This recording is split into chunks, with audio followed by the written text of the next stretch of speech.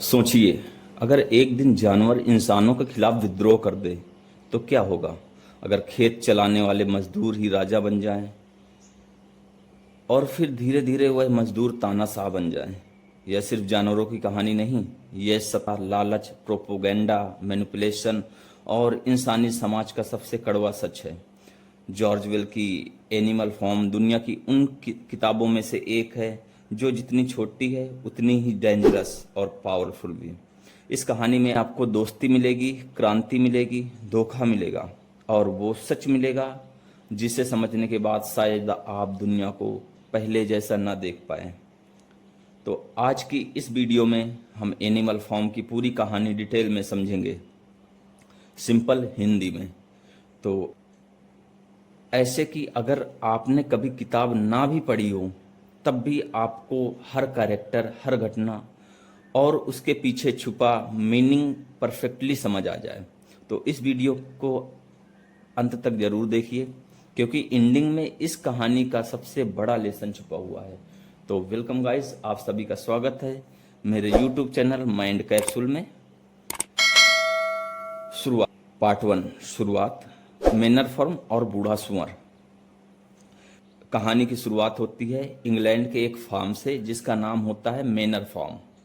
इसका फार्म का मालिक होता है मिस्टर जॉन्स, जो एक आलसी, शराबी और लापरवाह इंसान है।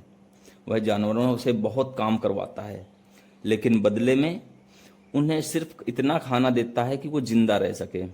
फार्म के सभी जानवर अंदर ही अंदर इंसानों से नफरत करते हैं, लेकिन उनमें कुछ करने की हिम्मत नहीं होती। इसी फार्म में एक बूढ़ा और समझदार सुअर होता है जिसका नाम होता है ओल्ड मेजर। एक रात ओल्ड मेजर सभी जानवरों को बुलाता है। वह कहता है, हमारी सारी परेशानियों की जड़ इंसान है। हम मेहनत करते हैं लेकिन फायदा इंसान उठाते हैं। वह जानवरों को फ्रीडम का सपना दिखाता है, एक ऐसी दुनिया जहां कोई इंसान नहीं होगा, जहां सभी जानवर बराबर होंगे और हर किसी को उसकी मेहनत का फल मिलेगा। ओल्ड मेजर एक रिवोल्यूशनरी स्पीच देता है। उसकी बातें जानवरों के अंदर आग जला देती हैं। वह उन्हें एक गाना भी सिखाता है, बीस्ट ऑफ इंग्लैंड। यह गाना धीरे धीरे रिवॉल्यूशन का एंथम बन जाता है। लेकिन कुछ ही दिनों बाद ओल्ड मेजर मर जाता है, लेकिन उसकी बातें, उसके सपने जानवरों के दिमाग में जिंदा रहते हैं। पार्ट 2, रिवॉल्यूशन की शुरुआत। ओल्ड मेजर की मौत के बाद 3 सुअर उसकी आइडियोलॉजी को आगे बढ़ाते हैं। उनके नाम हैं नेपोलियन, स्नोबॉल और स्क्वेरल। स्नोबॉल इंटेलिजेंट और विजनरी होता है, नेपोलियन चालाक और पावर एंग्री होता है, और स्क्वेरल एक ऐसा पिग जो झूठ को भी सच की तरह बोल सकता था। ये तीनों मिलकर एनिमिलिज्म नाम की एक आइडियोलॉजी बनाते हैं। इस आइडियोलॉजी का मेन रूल था ऑल एनिमल्स आर इक्वल। कुछ समय बाद मिस्टर जॉन्स जानवरों को खाना देना भूल जाता है। भूखे जानवर गुस्से में स्टोर रूम तोड़ देते हैं। जॉन्स और उसके आदमी जानवरों को मारने आते हैं, लेकिन इस बार जानवर डरते नहीं, वे हमला कर देते हैं और पहली बार इंसानों को फार्म से भगा दिया जाता है। यह मूवमेंट जानवरों के लिए फ्रीडम जैसा था। अब मैनर फार्म का नाम बदल कर रखा जाता है एनिमल फार्म। सभी जानवर खुश थे, उन्हें लगता था कि अब उनकी जिंदगी बदल जाएगी। पार्ट 3, नए नियम और नया सफर। रेवोल्यूशन के बाद सुअर फार्म के लीडर्स बन जाते हैं। वे बार्न की दीवार पर 7 कमांडमेंट लिखते हैं, जैसे कोई जानवर कपड़े नहीं पहनेगा, कोई शराब नहीं पिएगा, कोई दूसरे जानवर को नहीं मारेगा, और सबसे इम्पोर्टेंट, सभी जानवर बराबर हैं। शुरुआत में सब अच्छा चलता है, जानवर मेहनत करते हैं। अब वे अपने लिए काम कर रहे थे। उनमें सबसे मेहनती था घोड़ा, जिसका नाम था बॉक्सर। उसका सिर्फ एक ही मंत्र था, आई विल वर्क हार्डर, और दूसरा, Napoleon is always right. Boxer loyalty का सिंबल था, लेकिन धीरे धीरे पिग खुद को बाकी जानवरों से अलग समझने लगते हैं। वे मिल्क और एप्पल्स खुद खाने लगते हैं। जब जानवर सवाल पूछते हैं तो स्क्वायरल उन्हें मैनिपुलेट करता है। वह कहता है पिग्स इंटेलिजेंट हैं अगर फिक्स हेल्दी नहीं रहेंगे तो फॉर्म कौन चलाएगा। यहाँ से करप्शन की शुरुआत होती है। Part 4, snowball versus Napoleon. अब कहानी डेंजरस मोड़ लेती है। स्नोबॉल फार्म के फ्यूचर के लिए विंड मिल बनाना चाहता था। उसका मानना था कि विंड मिल से इलेक्ट्रिसिटी आएगी, काम आसान होगा और जानवरों की जिंदगी बेहतर हो जाएगी। लेकिन नेपोलियन सीक्रेटली पावर चाहता था। एक दिन मीटिंग में स्नोबॉल विंड मिल का प्लान एक्सप्लेन कर रहा था, तभी अचानक नेपोलियन सीटी बजाता है और उसके पाले हुए खूंखार डॉग स्नोबॉल पर हमला कर देते हैं। स्नोबॉल अपनी जान बचाकर भाग जाता है। उस दिन के बाद नेपोलियन अकेला रूलर बन जाता है। अब मीटिंग्स बंद हो जाती हैं, डिसीजन सिर्फ नेपोलियन लेता है।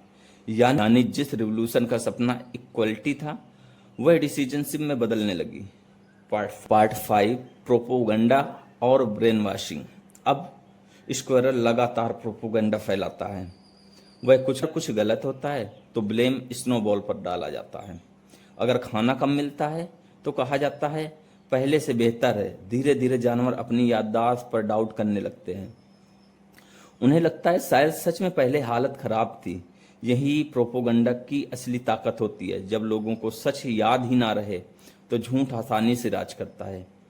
नेपोलियन अब इंसानों जैसी जिंदगी जीने लगता है। वह घर में रहने लगता है, अल्कोहल पीता है, ट्रेड करता है।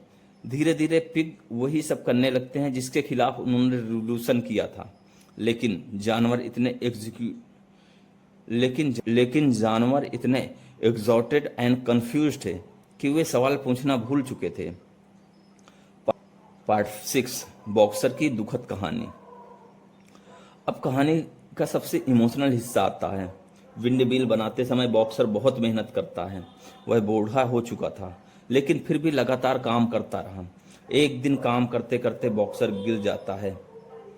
जानवर सोचते हैं कि उसे हॉस्पिटल भेजा जा रहा है, लेकिन बेंजामिन गधे को पता चलता है कि बॉक्सर हॉस्पिटल नहीं बल्कि सल्टर हाउस भेजा जा रहा है, यानी उसे बेच दिया गया है। जिस बॉक्सर ने पूरी जिंदगी फॉर्म के लिए मेहनत की, उसी को सिस्टम ने इस्तेमाल करके फेंक दिया। लेकिन स्क्वायरल फिर झूठ बोलता है। वह कहता है बॉक्सर हॉस्पिटल में खुश था। और दुख की बात यह है कि कई जानवर उस झूठ पर विश्वास कर लेते हैं। पार्ट 7, अंतिम बदलाव। अब पिग्स पूरी तरह इंसानों जैसे बन चुके थे। वे कपड़े पहनते हैं, शराब पीते हैं, टेबल पर बैठकर इंसानों की तरह पार्टी करते हैं। और फिर एक दिन दीवार पर लिखे सारे रूल बदल दिए जाते हैं। अब सिर्फ एक रूल बचता है, all animals are equal but some animals are more equal than others. यानी इक्वलिटी का सपना पूरी तरह खत्म हो चुका था।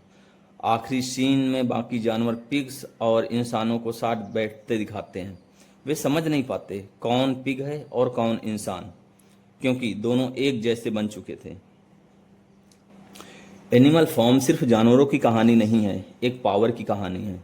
जॉर्ज ऑरवेल हमें दिखाना चाहते थे कि जब लोगों को एजुकेशन नहीं मिलती, जब वे सवाल पूछना बंद कर देते हैं, जब प्रोपोगंडा सच से ज़्यादा पावरफुल हो जाता है, तब रिवोल्यूशन भी डिक्टेटरशिप में बदल सकता है। इस कहानी में बॉक्सर उन मेहनती लोगों का सिंबल है जो पूरी जिंदगी सिस्टम के लिए काम करते हैं, लेकिन अंत में सबसे ज़्यादा एक्सप्लॉयड वही होते हैं। स्नोबॉल उन इंटेलिजेंट लोगों का सिंबल है जिन्हें पॉलिटिक्स में अक्सर बाहर कर दिया जाता है। और नेपोलियन वह हर उस रूरल का सिंबल है जो शुरुआत में लोगों के लिए लड़ने का दावा करता है, लेकिन बाद में खुद उसी पावर का गुलाम बन जाता है। अगर हम राजनीति को भी सही से देखें तो ये ऐसा ही चल रहा है कि जिसमें कुछ लोग बॉक्सर हैं जो सिस्टम के लिए बहुत ही मेहनत से काम करते हैं, कुछ लोग नेपोलियन की तरह होते हैं और कुछ लोग स्नोबॉल की तरह होते हैं। कुछ लोग जो मैनिपुलेट करते हैं, कुछ लोग जो होते हैं उनको उन पे आंख मूंद पे विश्वास भी करते हैं। इस कहानी के माध्यम से सबसे बड़ा लेसन यही मिलता है कि अगर जनता सवाल पूछना छोड़ दे तो आज़ादी धीरे धीरे खत्म हो जाती है। और शायद यही वजह है कि एनिमल फॉर्म आज भी उतनी ही रिलेवेंट है जितनी पहली बार पब्लिश होने के समय थी। तो दोस्तों, आपको एनिमल फॉर्म की कहानी कैसी लगी? क्या आपको लगता है कि आज की दुनिया में भी ऐसी चीज़ें होती हैं? कमेंट करके ज़रूर बताइए। अगर आपको ऐसी डीप बुक समरीज पसंद है तो चैनल को सब्सक्राइब करें, क्योंकि यहाँ हम सिर्फ किताबों की कहानी नहीं बताते बल्कि उनके पीछे छिपे लाइफ लेसन भी समझाते हैं। मिलते हैं अगली वीडियो में। Thanks for watching my YouTube channel mind capsule. आप इसे लाइक करें, शेयर करें और सब्सक्राइब करें। Thank you. मिलते हैं अगली कहानी में।